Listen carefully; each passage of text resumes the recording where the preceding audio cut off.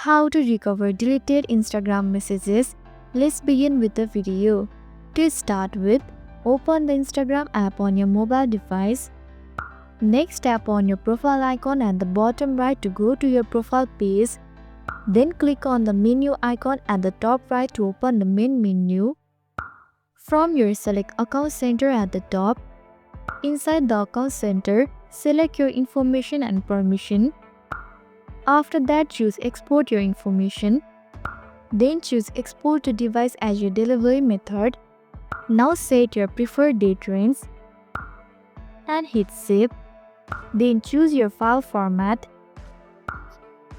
and also select your media quality.